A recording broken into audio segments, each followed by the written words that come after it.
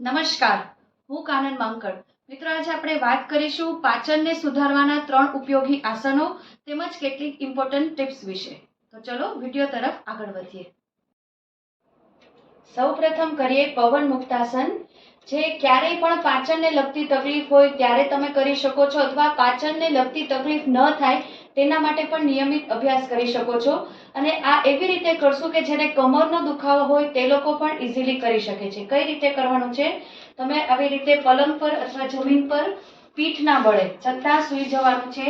ધીમેથી, એકદમ ધીરેથી, રિલેક્સ થઈને તરત સૂઈને આસન શરૂ નહીં કરવાનું. 3 થી 5 સેકન્ડ બોડીને નોર્મલ કરવાનું. હવે જમણો પગ ગોઠણેથી ફોલ્ડ કરવાનો છે. હાથને ઇન્ટરલોક કરીએ, શ્વાસ ભરીએ અને પેટ ઉપર દબાણ આવે એ રીતે પકડીએ. શ્વાસ ક્યાંય રોકવાનો નથી. નિયમિત શ્વસન ચાલુ રાખવાનું છે. હોલ્ડ કરીએ. 5, 4, 3, 2, 1. ધીમેથી શ્વાસ છોડી રિલેક્સ. એવી જ રીતે બીજા પગ સાથે કરીએ. શ્વાસ ભરીએ. કમરનો દુખાવો હોય તે લોકો પણ આરામદાયક સ્થિતિમાં રહી કરી શકે છે. 5, 4, 3, 2, 1. ધીમેથી રિલેક્સ. જ્યારે પણ પેટને લગતી કઈ તકલીફ હોય કરી શકો છો. હવે બંને પગ એક સાથે કઈ રીતે? શ્વાસ ભરો, હાથને કરીએ ઇન્ટરલોક.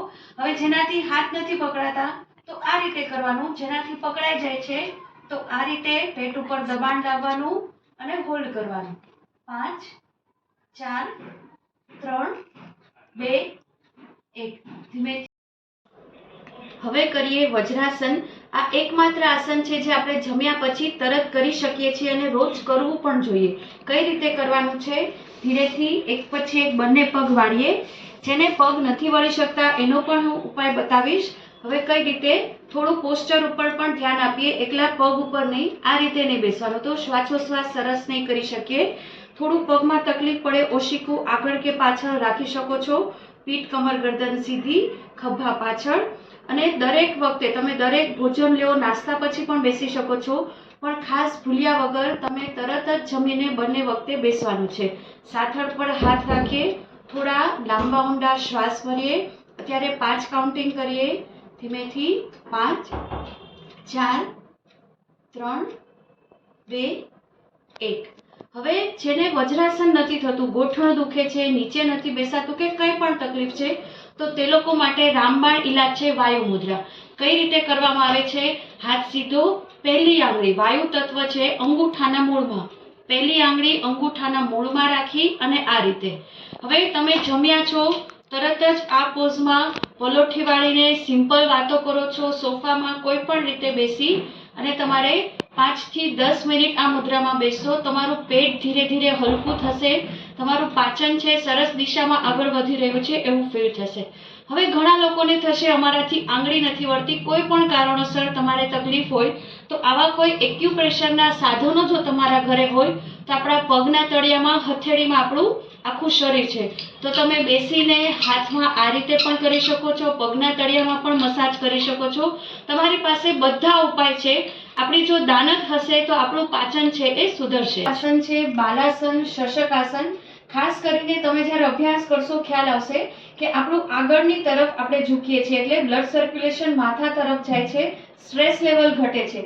ક્યાંક ને ક્યાંક પાચન નબળું હોવાનું કારણ સ્ટ્રેસ પણ હોઈ શકે કે તમે કાયમ ચિંતામાં રહેતા હો, તણાવમાં હો તો પણ પચતું નથી. તો પાચનને સુધારવા માટે તમને શાંતિ પણ મળશે અને પાચન પણ થશે. હવે પગ નથી વળાતા તો તમે પલોઠી વાળીને પણ આગળ ઝૂકી શકો. તમને સિમ્પલ રીત બતાવું તો થોડા પગના પંજા છે ઊંધા અને પગને થોડા ખોલી નાખવાના. હવે આગળ ઝૂકવાનું છે તો કઈ રીતે? લાંબા ઊંડા શ્વાસ ભરવાના. હવે આમ નથી ઝૂકવાનું, કમરને નુકસાન ન થાય રીતે થોડી કમરને સીધી કરી તમારી કોણી, હથેળી અને તમારું કપાળ છે જમીનને ટચ રાખીએ. લાંબા ઊંડા શ્વાસ ભરીએ. 5, 4, 3, 2, 1. ધીમેથી લાંબા ઊંડા શ્વાસ ભરીએ. લાંબા ઊંડા શ્વાસ છોડી અને રિલેક્સ. આ હતા કેટલાક પાચન તંત્રને સ્વસ્થ રાખવાના ઉપયોગી આસનો. આસનો તો પાચન સુધારવામાં મદદ કરશે, સાથે આપણે એવી કેટલીક ટેવો પાડીએ કે જો જમતા જમતા પાણી પીવાની ટેવ હોય તો અવોઇડ કરીએ, જમીને પણ તરત પાણી ન પીવું જોઈએ. વજ્રાસન છે, વાયુ મુદ્રાનો ઉપયોગ કરીએ, થોડું શારીરિક વ્યાયામ છે, હલનચલન રાખીએ. અને સાથે સાથે ઘણી વખત એવું થાય છે કે આપણે રાત્રે મોડા જમીએ છીએ. હવે નોકરી ધંધા એવા થઈ ગયા કોઈ છૂટકો નથી, પણ શક્ય હોય એટલું રાત્રે થોડું વહેલું જમવું જોઈએ, હળવું જમવું જોઈએ. શક્ય હોય તો 8 દિવસે 15 દિવસે મહિનામાં એકાદ વખત ઉપવાસ કરવો જોઈએ. ઋતુ પ્રમાણે ખોરાક લઈએ, પૂરતું પાણી પીએ અને સ્ટ્રેસ લેવલ છે એકદમ સરસ ઘટાડીએ. ખુશ રહીએ. ફરી મળીએ નવા જ કોઈ વિષય સાથે. ત્યાં સુધી રજા લઉં.